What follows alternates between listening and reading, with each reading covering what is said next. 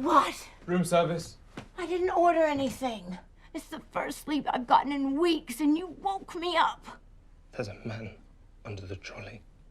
What? Hey, baby. Surprise! Mickey! What are you doing here? I can't believe it!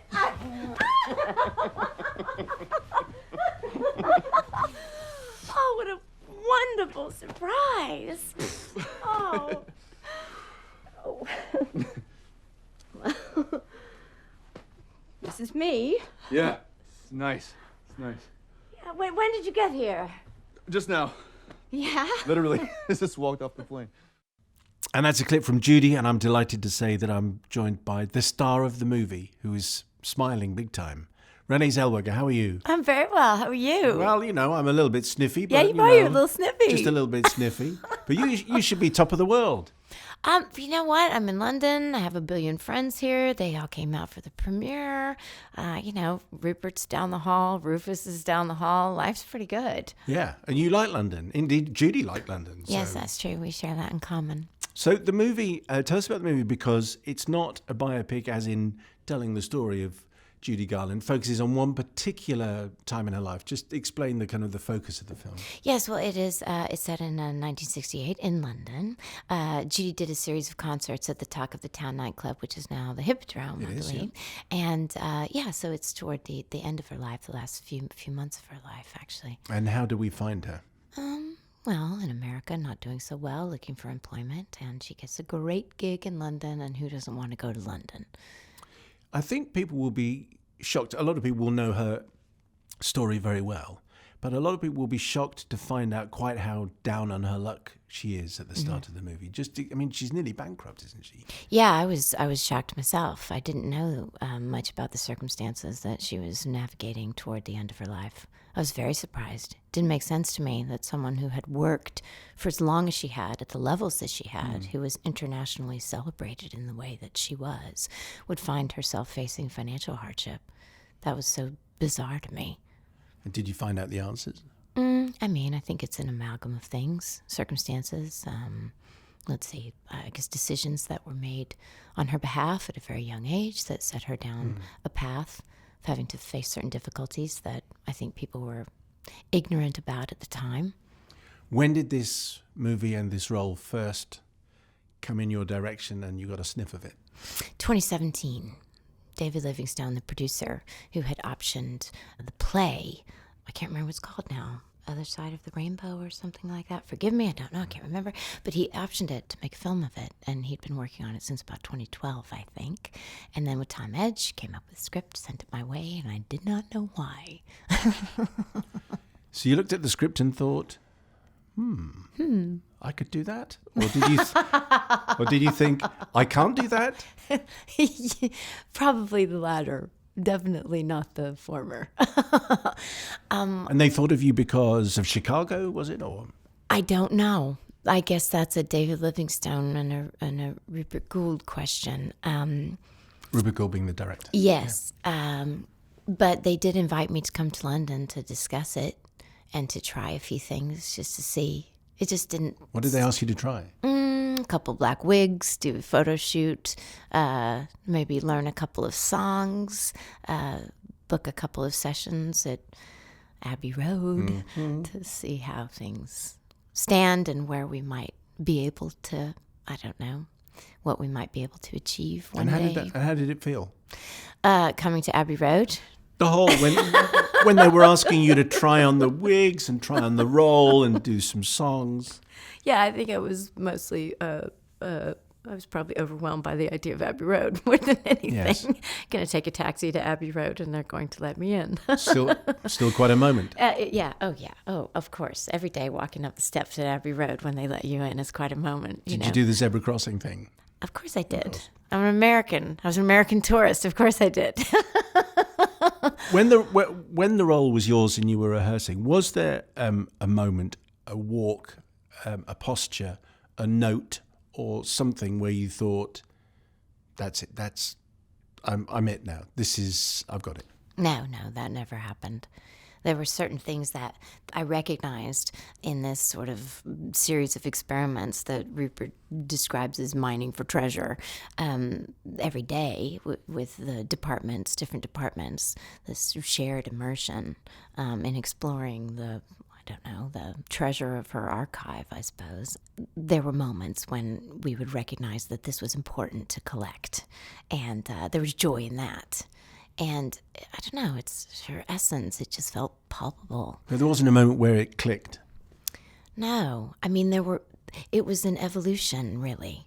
When we would get the wig right, or, oh yes, not that brown for the contact lens, but that even though it's not as dark as it could be, that reads the way that it's supposed to, and that makeup, not this, and get rid of those prosthetics, but that works, and the dresses, and, it's more of an emotional thing, where putting on that extraordinary, pile of sequins, there's so much power in that, and it's glittery, and you have to really have a sense of entitlement to wear that. And when you juxtapose that with the circumstances of her life at that time, it's so interesting. It starts to feel like armor. There are little clues that you come to, recognize as important as you're going along. But there was never a moment where it felt, oh yeah, we got this. And I'm glad, because it felt, there was some curiosity that just fueled the greed of wanting to understand a little bit more.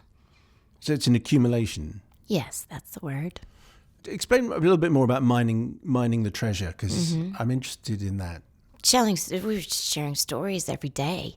Everyone would go home with a mystery that was unresolved, and we dig through books and photographs and the archive of interviews, her television show, video on YouTube for ages, just listening to music and trying to figure out why this and what was that about, and trying to compare what was on public record with what she said in an interview, what someone else said about the same thing, and finding the truth that lies somewhere in between. Every day there was something new. I would bring a passage from a book to share with Finn. Oh, can you believe I didn't know this about their relationship? Things like that. And it's such joy. It's such joy because this experience felt important to everyone, because she was so important, and we wanted to acknowledge that. I need to ask you about the onstage numbers, which are, I think, the centerpiece for a lot of people of this film and your extraordinary performance. Can you just explain a little bit about how that was done and how you recorded those tracks? Sure. We went to work right away. When I went over initially to have the conversations, I met with a couple of vocal coaches who taught me the songs, and it was quite a struggle. I'd never attempted to sing those belters before, and I came to learn very quickly that you can't just bench press 160 pounds on the first day at the gym. So how close were you to start with? I have a tiny voice. I had a tiny voice. You had a tiny voice. A tiny head voice. And I didn't know that there was such a thing as developing anything else. I thought you're born with this, you're 6 feet or you're 5 feet, and that's the way it is, non-negotiable. So you did have a tiny head voice, and what have you got now? I don't know. It's bigger. It's a work in progress. I just started to do the work. I just started to work with vocal coaches to build the muscle.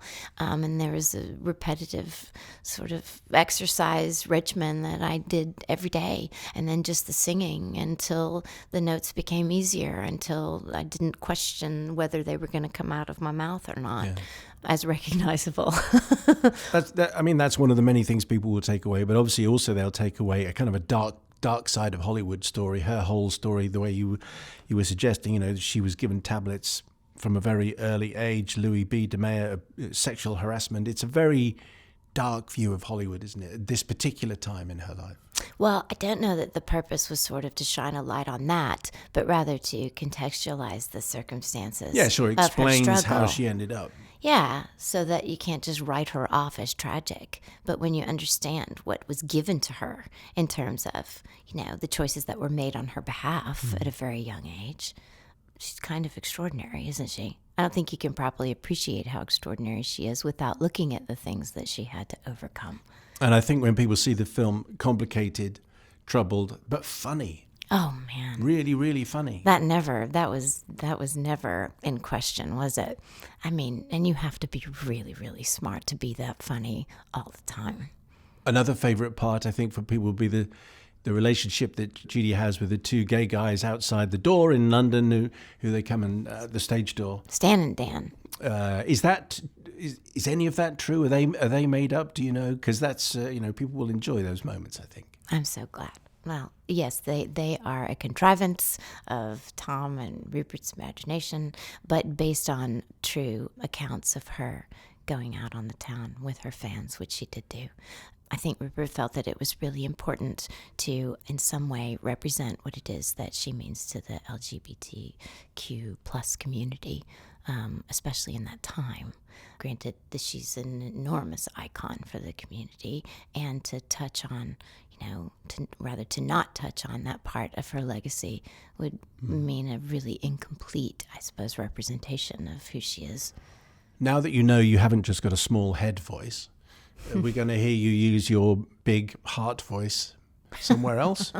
I don't know that I'm ready to stand up and sing Carnegie Hall top to bottom. But, I don't know, maybe a few more years of howling in the car by myself. You never know. Last time you were on the show, which was 3 years ago with Colin Firth.